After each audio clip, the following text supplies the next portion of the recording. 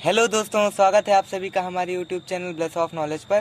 तो आज हम लोग सांतत्य तथा अवकलनीयता के बारे में पढ़ने वाले हैं, यानी काउंटिन्यूटी एंड डिफरेंशिएबिलिटी। बहुत ही इम्पोर्टेंट टॉपिक है।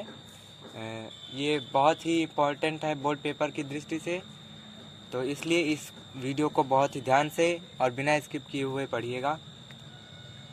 हम शुरू करते हैं, देखते हैं क्या है ये। तो ये है सांतत्य। क्या? सांतत्य यानी काउंटिन्यूटी। ये क्या होता है, हम इसे देखते हैं। मान लिया कि f(x) कोई क्या है, फलन है। माना f(x) कोई फलन है जो प्रत्येक वास्तविक संख्या c के लिए परिभाषित है। जो प्रत्येक वास्तविक संख्या c के लिए क्या है, परिभाषित है। मतलब कि अगर f(x) यानी कोई जो फलन है उसमें x के जगह पर हम c रख दें अगर, तो उसका मान जो है वो वास्तविक होगा। परिभाषित है का मतलब वास्तविक मान होगा, काल्पनिक मान नहीं होगा। ठीक है। तब f(x) बिंदु पर संतत होगा, बिंदु c पर संतत होगा यदि limit x tend to c f(x) बराबर f(c). तो जो सांतत्य होता है, ये हमारा पहला टॉपिक है NCERT का। सांतत्य के लिए कोई फलन f(x) है जो प्रत्येक वास्तविक संख्या c के लिए क्या है, परिभाषित है। मतलब कि c का मान रखने पर f(x) का कोई वास्तविक मान हमें मिलेगा। तब f(x) बिंदु c पर संतत होगा यदि उस बिंदु पर फलन का मान, यानी f(c), x के जगह पर हम फलन में क्या रख दें, c रख दें, वो बराबर हो किसके, f(x) का x बराबर c पर लिमिट के। ठीक है। यानी कि अगर हम f(x) की x टेंड टू c पर लिमिट निकालें, वो बराबर होना चाहिए f(c) के। ये होता है सांतत्य हमारा। या हम दूसरे तरीके से इसे कह सकते हैं, जब किसी फलन की हमें क्या दी हो, दो सीमाएं दी हों, दो पक्ष दिए हों, तो x बराबर c पर फलन f(x) संतत होगा यदि x बराबर c पर फलन f(x) की दक्षिण पक्ष सीमा LHL तथा बाएं पक्ष की सीमा RHL तथा x बराबर c पर फलन का मान सभी क्या हों, बराबर हो।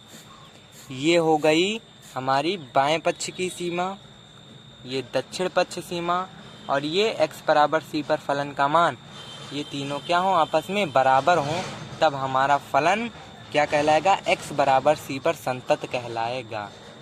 यानी कि अगर हमें किसी क्वेश्चन में निकालना है कि इस बिंदु पर फलन के सांतत्य की जांच कीजिए, तो हम क्या करेंगे, अगर उसमें दो पक्ष नहीं दिए गए हैं तो हम क्या करेंगे, f(x) में क्या रखेंगे, x बराबर c रखेंगे, और उसके बाद उसका मान निकालेंगे, और इसके बाद x बराबर c पर फलन के लिमिट का मान निकालेंगे। x बराबर c पर फलन के लिमिट का मान निकालेंगे, और अगर ये दोनों बराबर हैं तो उस बिंदु पर फलन हमारा क्या होगा, संतत होगा, अथवा वह असंतत होगा उस बिंदु पर। या हम इसे ग्राफ की सहायता से देखें। वैसे ग्राफ पूछता नहीं है पेपर में, फिर भी आप समझ लीजिए। ये दो हैं ग्राफ। अगर हम संतत का मतलब होता है कि जो लगातार कहीं भी टूटी ना हो, लगातार हो और कहीं भी टूटी ना हो बीच से। ये देखिए, ये ग्राफ है x और y का। यहाँ पर देखिए, अगर हम पेन को एक बिंदु पर रख दें और उसे बिना उठाए हम इसके दूसरे बिंदु, दूसरे छोर तक पहुंच जाएं बिना पेन उठाए, तो वो हमारा संतत होगा अगर हम ग्राफ की सहायता से देखें तो। और अगर ऐसा ना हो तो ये संतत नहीं होगा। जैसे हम यहाँ पर पेन रखते हैं, अब यहाँ से हम यहाँ चलते हैं, अब इसके बाद हम आगे नहीं जा सकते, इसके बाद हमें पेन उठाना पड़ेगा और यहाँ से हमें पेन को ऐसे ले जाना पड़ेगा। तो इसका मतलब है कि ये फलन के, ये ग्राफ क्या है, असंतत है।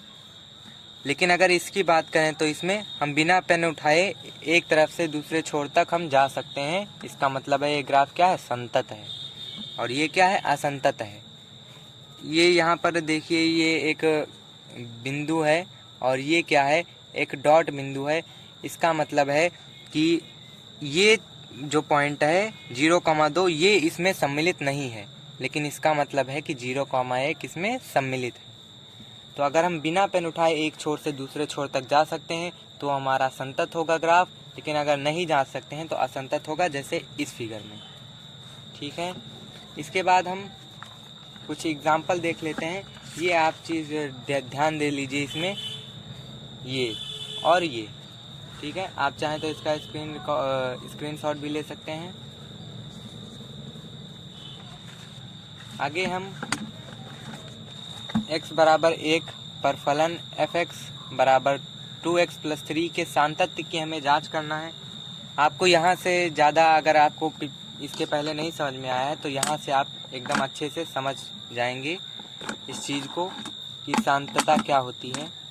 x बराबर 1 पर फलन f(x) के सान्तत्य की जांच करना है। हमें क्या करना है? सान्तत्य की जांच करना है।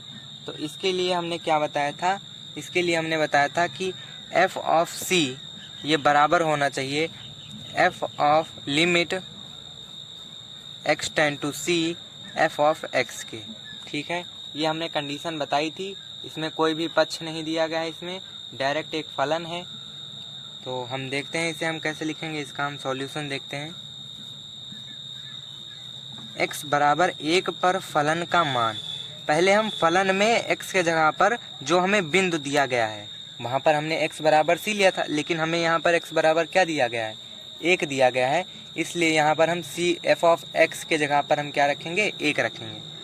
तो निकालेंगे x बराबर 1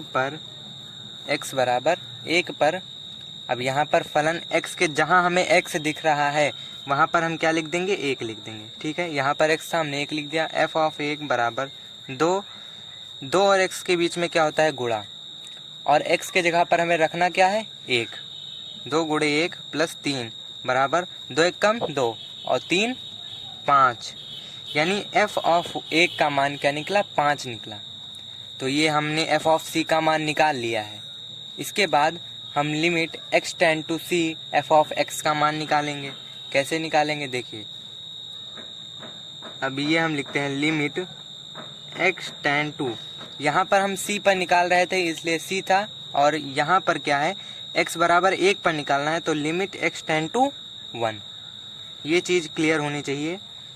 f(x) अब हमें देखिए limit x tend to 1 f(x) का मान क्या दिया गया है? ये देखिए 2x + 3, तो लिख देंगे 2x + 3।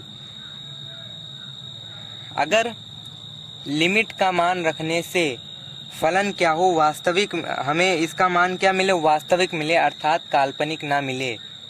तो हम, या फिर कोई अनिर्धार्य रूप ना मिले, यानी कि क्या 0/0 बटे में हो अगर किसी संख्या के 0, या फिर इनफाइनाइट, ऐसी कंडीशन हमें मिले, या इनफाइनाइट बटे इनफाइनाइट, तो हम क्या करेंगे?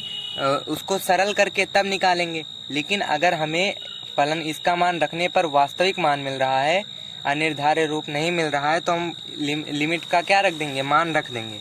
तो x 1 की ओर अग्रसर है, तो इसका हम मान कैसे रखेंगे? 2 गुणे x की जगह पर क्या लिख देंगे? 1 लिख देंगे + 3 बराबर 2 1 कम 2 और 3 5। तो यहाँ पर हमारा f(1) और limit x tend to 1 f(x) क्या आ रहा है? बराबर आ रहा है, 5 5 दोनों आ रहा है। इसलिए f(1) बराबर होगा लिमिट x टेंड टू 1 इसके x टेंड टू 1 f(x) के। अतः x बराबर 1 पर फलन संतत होगा। क्या होगा? संतत होगा। ठीक है, यही हो जाएगा इसका आंसर। सान्तत्य की जांच करना था, तो हमने पहले क्या किया है? f(x) में x की जगह पर जहाँ जहाँ हमें x दिख रहा था वहाँ वहाँ हमने 1 रख दिया है और f(1) का मान निकाल लिया है। इसके बाद हम 1 पर इसके लिमिट की, इस फलन के लिमिट की क्या करेंगे? मान निकालेंगे। तो यहाँ पर हम limit x tend to 1 2x + 3। अब यहाँ पर हमें कोई अनिर्धार्य रूप नहीं मिलेगा, तो हम क्या करेंगे? इसमें लिमिट की वैल्यू रख देंगे। तो 2 गुणे 1 + 3 बराबर 5। तो x बराबर 1 पर फलन संतत होगा, क्योंकि इसका मान और इसका मान क्या है? आपस में बराबर है। ठीक है, अगर इसको हम और दूसरे एग्जाम्पल से और अच्छे तरीके से समझ लेंगे, ठीक है। यहाँ पर हमें सिद्ध करना है कि फलन एफ एक्स 5 बराबर 5x माइनस 3, x बराबर 0 पर, x बराबर -3 पर और x बराबर 5 पर क्या है, संतत है। यानी कि हमें वही पुराना काम करना है, एफ ऑफ सी का मान निकालना है। ये कंडीशन एफ ऑफ सी बराबर limit X tend to F of X, ये हमें दिखाना है यहाँ पर भी। अगर ये होता है तो ये फलन हमारा क्या है, इन बिंदुओं पर संतत होगा, ठीक है। तो हम इसका मान निकालते हैं। पहले हमें x बराबर 0 रखना है, तो हम x बराबर 0 पर फलन का मान निकालेंगे। x बराबर 0 पर f ऑफ, जहाँ जहाँ हमें x दिखेगा, f ऑफ 0 निकालने के लिए हम क्या करेंगे, जहाँ जहाँ 0 दिखेगा, वहाँ जहाँ जहाँ x दिखेगा हमें, वहाँ वहाँ हम क्या रख देंगे, 0 रख देंगे। तो हमें पहले यहाँ 0 दिखा, x दिखा, तो हमने यहाँ पर 0 रख दिया, बराबर 5 गुणे यहाँ पर भी 0 है, यहाँ पर भी x है, तो यहाँ पर भी हम क्या 0 रख देंगे, -3। ये बराबर हो जाएगा 5 को जब हम 0 से गुणा करेंगे तो ये आएगा 0 -3 बराबर -3। ये हमने x बराबर 0 पर फलन का मान निकाल लिया, f ऑफ 0। जहाँ जहाँ हमें x दिख रहा था वहाँ वहाँ हमने 0 रख दिया। इसके बाद हम क्या करेंगे, लिमिट एक्स टेंड टू, जिस बिंदु पर हमें निकालना है लिमिट, उस बिंदु को लिखेंगे, limit X tend to 0 F of X. ये हो जाएगा limit X tend to 0 F of X का मान रख देंगे, क्या है 5x माइनस 3, तो 5x माइनस 3। अब हम 0 अगर रखें यहाँ पर तो 5 गुणे 0 -3, यही हमें मिल जाएगा। हम इसे करके देखते हैं, लिमिट का मान रख देते हैं इसमें। तो अगर लिमिट का मान हम रखेंगे तो 5 गुणे 0 -3 बराबर क्या हो जाएगा, 5 को 0 से गुणा करेंगे, 0 -3 बराबर -3। यानी कि x बराबर 0 पर फलन का मान और x बराबर 0 पर फलन के लिमिट का मान, ये दोनों आपस में क्या है, बराबर हैं ये, ठीक है। तो ये क्या हो जाएगा, आपस में बराबर हो जाएगा, f ऑफ 0 बराबर limit x tend to 0 f of x के। तो अगर ये कंडीशन हमें मिलती है तो क्या होगा, फलन हमारा उस बिंदु पर संतत होगा। और बिंदु क्या है, 0, बिंदु क्या है, 0 है। अतः x बराबर 0 पर फलन हमारा क्या होगा, संतत होगा। फलन हमारा क्या होगा, संतत होगा x बराबर 0 पर। हमें संतत सिद्ध करना था, तो जो सिद्ध करना होता है वो सही ही होता है। तो ये x बराबर 0 पर संतत था, हमें केवल सिद्ध करना था, तो ये हमने सिद्ध कर दिया, प्रूव्ड। अब इसमें बचा x बराबर -3 पर, सेम यही काम आपको करना है, ये भी कर लेते हैं। x बराबर -3 पर, किस पर, -3 पर, जहाँ जहाँ x दिखेगा वहाँ वहाँ -3 रख देंगे।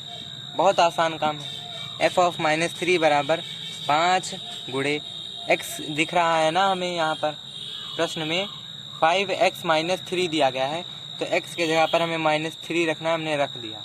तो लेकिन माइनस लगाए तो इसलिए ध्यान रखिएगा, ब्रैकेट जरूर लगाइएगा। 5 गुणे -3 और उसके बाद क्या लिखा है, -3।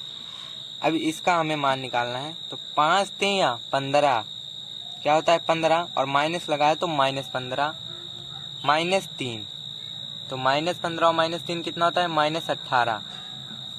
मतलब x बराबर -3 पर फलन का मान हमारा आया है -18। तो हम क्या करेंगे, अब इसके x बराबर -3 पर इसकी लिमिट निकालेंगे, limit x tend to -3 f of x बराबर हो जाएगा लिमिट x टेंड टू -3। अब f ऑफ x का मान यहाँ से देखिए क्या है, 5x -3, तो हम यहाँ पर 5x -3 रख देंगे, 5x -3। अब हम इसकी लिमिट का मान इसमें रख देंगे, 5 गुणे -3 -3, 5 3 15, तो -15 -3 बराबर -18। यहाँ पर देखिए -18 यहाँ पर आ रहा है और यहाँ पर भी, मतलब कि x बराबर -3 पर फलन का मान और x बराबर -3 पर फलन की लिमिट का मान दोनों बराबर है। अतः इस बिंदु पर फलन हमारा क्या होगा, संतत होगा। अतः x बराबर -3 पर फलन f ऑफ x क्या होगा, संतत होगा। यही हो जाएगा हमारा प्रूव्ड। ये हमने प्रूव कर दिया, ये हमें सिद्ध करना था।